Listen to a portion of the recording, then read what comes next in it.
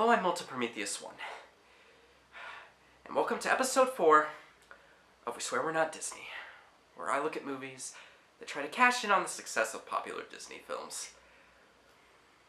And I'm not happy. No siree, not one bit, not happy. Not only have I been quite sick for the last several days, sore throat that makes me feel like I'm getting stabbed every 5 seconds, headache makes me feel like I'm getting hit in the head every 5 seconds, all that terrible crap. But then I actually saw the next movie on my Disney ripoff lineup. I don't know how many of you were young boys at one time, but when you're a young boy, Cinderella is the epitome of stupid!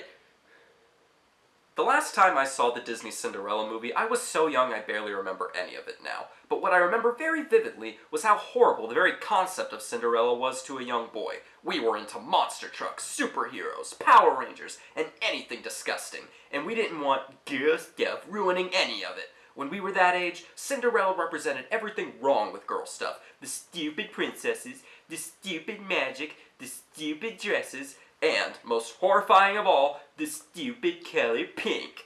God help you if you were a young boy and were caught wearing pink! Now again, I haven't seen the original Disney Cinderella film since I was as tall as the cardboard box that this camera is sitting on, and I don't know what my opinion on it would be as a mature adult who respects the art of film. But I can tell you one thing, and that one thing is that when I saw the next movie on my Disney ripoff lineup was Cinderella, all the memories of how stupid Cinderella was for me and all the other boys in kindergarten came flooding back, and I am not looking forward to reviewing this film. So let's just skip the introduction and get on with it. This is Guy Cinderella. Oh no, not the opening song! Dream on, Cinderella, dream the day away, dreaming of a handsome prince to take your heart away. Oh, dream on, Cinderella, dream the day away. That's right, spin that cell of animation. Why actually draw her spinning when you could just spin the drawing? Well, Cinderella's parents look way too happy, which means one of them has to die. Life, however, is not always predictable, and darkness passed across the man's future, and his wife took gravely ill.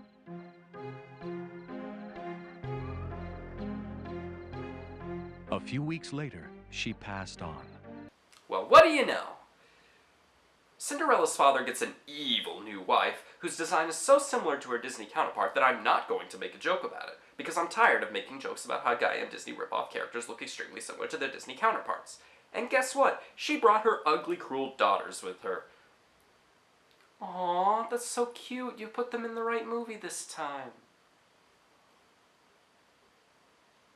And of course, the father has to go away on some convenient business trip that keeps him out of the movie, and her new stepmother and stepsisters turn her into a slave, doing all the work in the house and sleeping on the floor of the basement. The ashes and cinders drifted across her, making her look dusty and dirty. The stepsisters made fun of her and called her Cinderella. Yeah, because the first 19 years of her life she didn't have a name. She takes out some stuff from her father she's been hiding, and as you'd expect, the fairy godmother arrives to grant her wishes. I will give the movie one thing. It is at least trying to be accurate to the source material. But in rip-off terms, is that actually a good thing?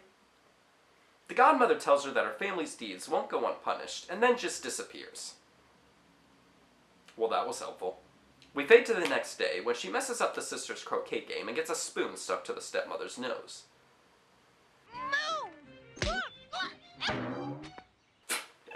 Get it? 'Cause she's fat. We then see that she's not the only lonely one in the kingdom, as the prince rejects every girl his parents try to set him up with, because he doesn't love them and they clearly love his money more than him. So they decide to invite all the unmarried women to a royal ball so he can find the right one. The family gets the invitation and, as you'd expect, they don't let Cinderella go.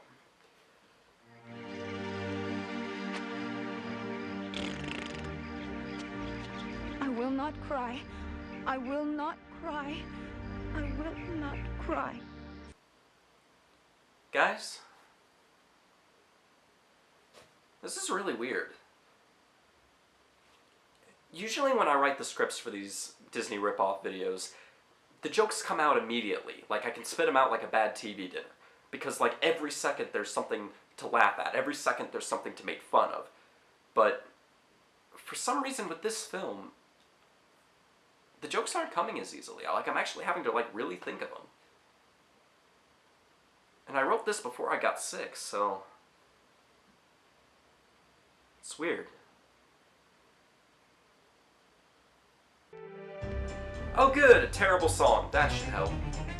The time is approaching. The carriages will call to take the young ladies out to the ball. It's the chance of a lifetime, a chance to begin anew, a chance to capture the heart of a prince and make your dreams come true. Nope. I got nothing. It's just a bad song. The stepmother tells her that she can go to the ball if she picks a bagillion lentils out of the ashes in the fireplace. The fairy godmother calls on some birds to pull them out, but it seems they forgot one and her family won't let her go.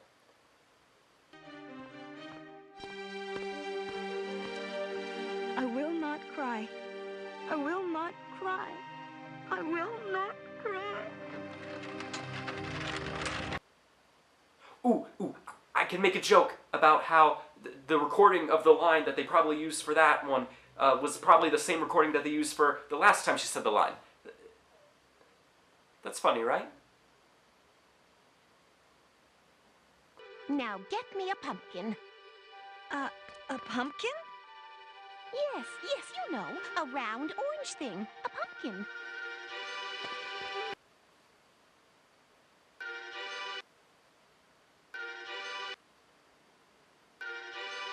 The fairy godmother takes a bunch of animals and crap and turns them into the famous pumpkin carriage, and she gives her a new dress.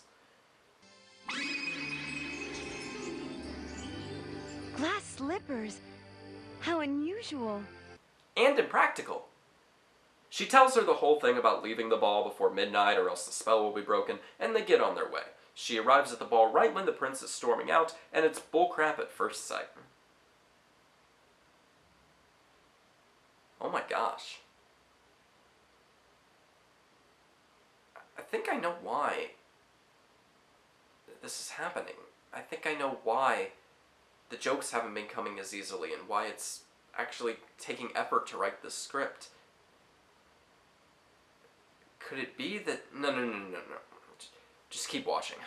Skyrim, for frick's sake. They dance the night away until the clock strikes midnight and she flees.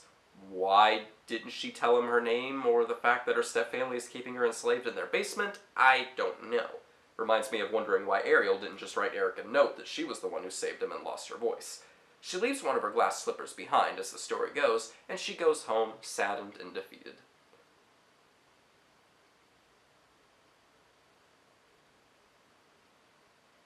Oh my gosh. I tried to deny it, but... I tried to deny it, but... I think I'm actually invested in this movie. I mean, the animation's still horrible and many characters are still written like ridiculous stereotypes, but this just might be the first Skyrim Disney ripoff I've seen where I actually care about the main character. I want to see her get out of this abusive household. I want to see her hook up with the prince. Has Skyrim finally made a decent film? Have they finally made a film that was at least decent enough for me to care about what was going on? It's theoretically impossible. I mean, this is freaking Gaiam or Good Times Entertainment or whatever frick production company makes these things. And they're always horrible. They're always just... Every single second there is something to die in laughter about. But I'm actually giving a crap about this one. I'm actually caring about what's going on. Could it be that I'm just getting used to their formula? Could it be that I'm starting to become numb to these films because of how exposed to them I've become.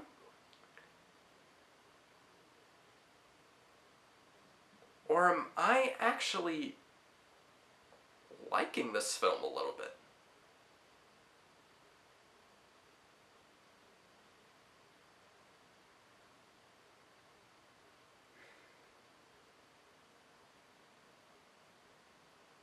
What? This literally defies everything I've ever thought. Everything I've ever... every thought that's ever gone through my mind on these films.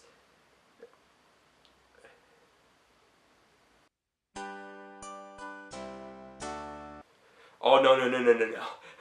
The main song of the movie. Alright, easy. The main song of the movie is always like one of the worst parts of any Disney ripoff film.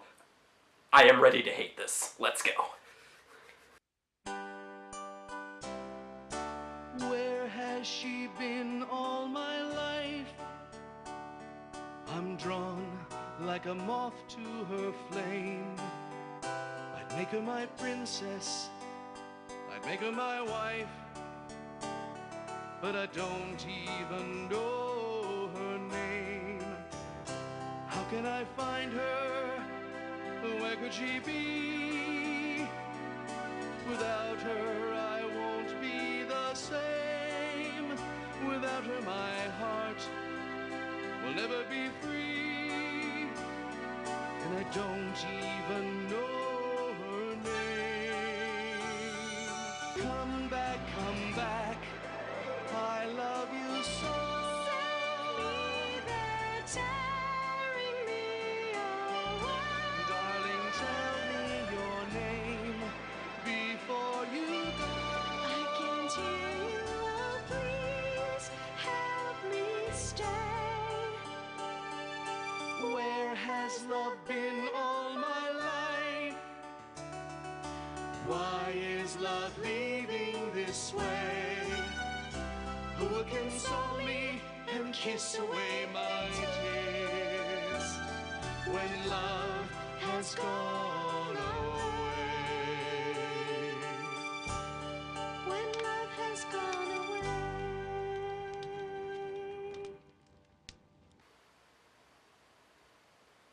Was that song decent?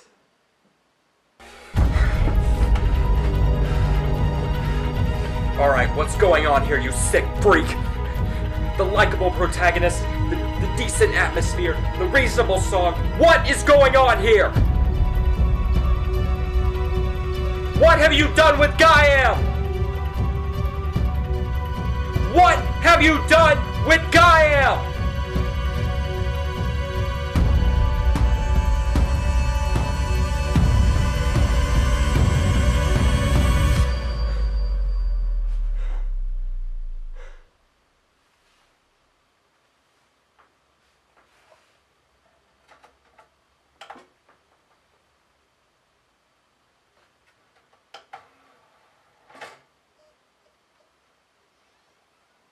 The prince commands every young woman in the kingdom to try on the shoe, but it fits none of them.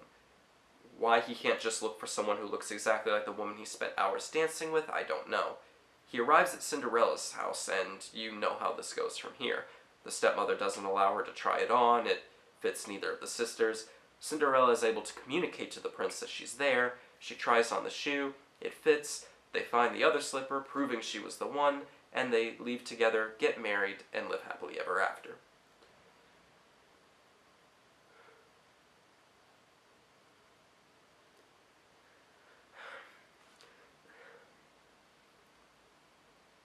That movie was bad. It was bad. It was corny, cliched, everything that Gaiam Disney films usually are. But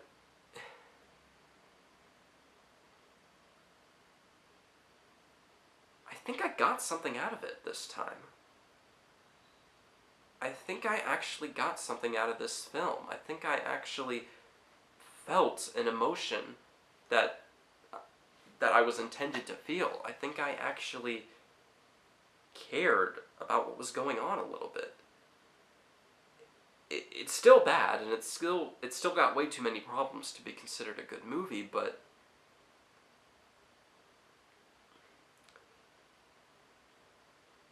this might actually be the closest thing I'll ever get or I'll ever see to a good Disney ripoff film.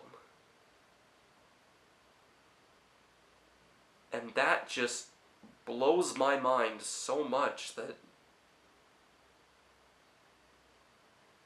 I don't think I can recover.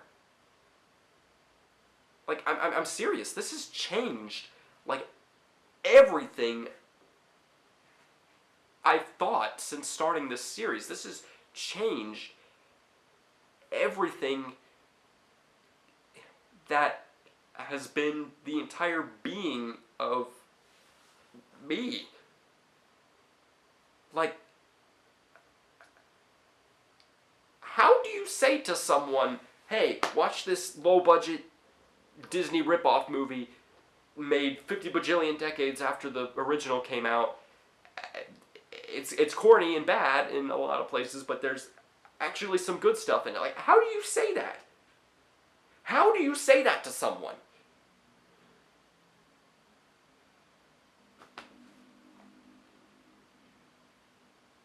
If I walked into film school right now, just be like, hey, you know what film we should study in class? The freaking goddamn Disney rip. No!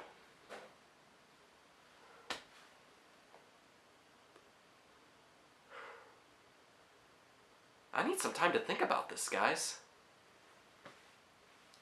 I need some time. Like, my entire reality was just completely shattered. Everything I've ever known is all upside down now.